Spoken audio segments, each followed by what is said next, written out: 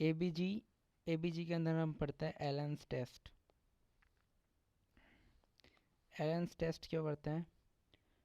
To identify adequacy of radial and ulnar blood flow to hand. ठीक है, अब हम बात कर लेते हैं मेटाबॉलिक एसिड।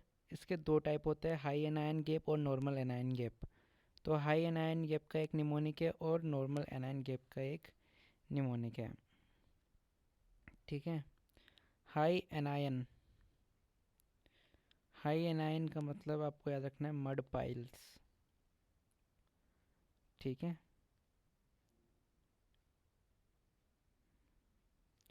जो नॉर्मल पीपल होते हैं they have hard S,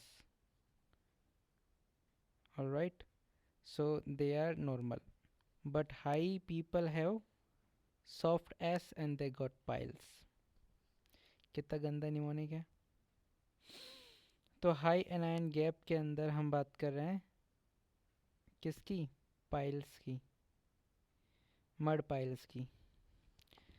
mud की बात करें तो मिथेनॉल हो गया, यूरीमिया हो गया, किडनी फेलियर, और डी से डायबिटिक कीटो एसिडोसिस हो गया। पाइल से याद रखना है हमें प्रोपाइलिन ग्लाइकोल हो गया, आई से आइसोनाइजिड और आयरन टैबलेट्स हो गई, एल से लैक्टिक एसिडोसिस हो गया, ई से इथाइलिन ग्लाइकोल हो गया और एस से सैलिसिलेट हो गया। एक बात और कि मेटाबॉलिक एसिडोसिस के अंदर कुछ स्मॉल ब्रीदिंग देखने को मिलती है। Normal people have hard S so they don't get piles. तो हार्ड एस का अब ये फुल फॉर्म क्या है? इसमें जो लास्ट के एस है ना, ये तो मेडिकेशन है, जैसे कि एसिटाजोलामाइड हो गया, स्पायरोनोलैक्टोन हो गया, सैलिन इन्फ्यूज़न हो गया। ठीक है, अब बात करते हैं हार्ट की। एच से याद रखो हाइपर एलिमेंटेशन। हाइपर एलिमेंटेशन का मतलब हो गया टीपीएन, टोटल पेरेंटल न्यूट्रिशन। ए से हो गया हमारा एडिसन डिजीज़, आर से हो गया रीनल ट्यूबुलर एसिडोसिस, टाइप 2 होती है शायद, पता नहीं मुझे, हाइपरक्लोरेमिक होती है ये, रीनल ट्यूबुलर एसिडोसिस। और डी बचा तो डी से याद रखो डायरिया। तो ये बात हुई मेटाबॉलिक एसिडोसिस की।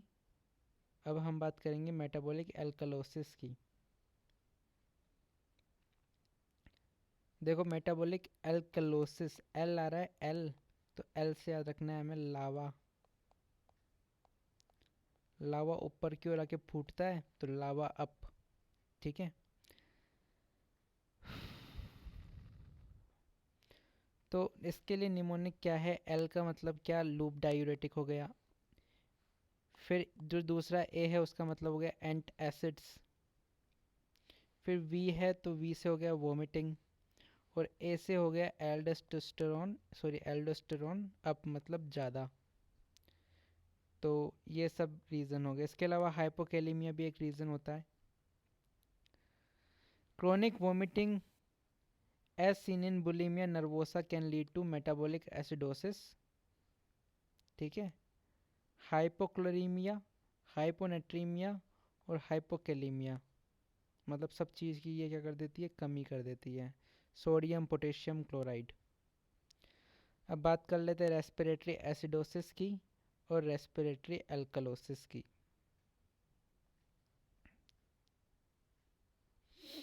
ठीक है, तो रेस्पिरेटरी एसिडोसिस की बात कर लेते हैं।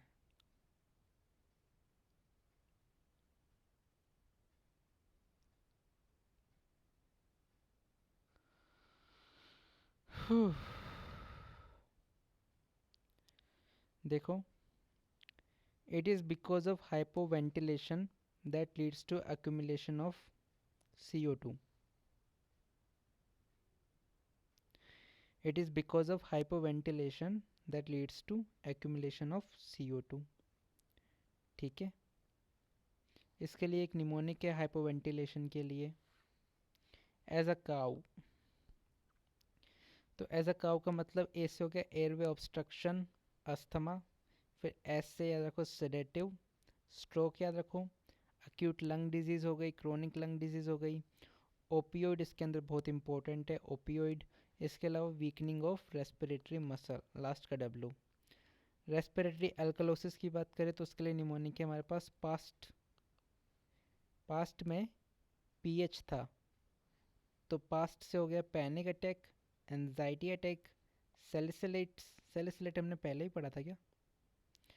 टी से हो गया ट्यूमर, पल्मनरी एम्बोलिज्म हो गया, और हाइपोक्सीमिया हो गया हाई एल्टीट्यूड पे। So this is all.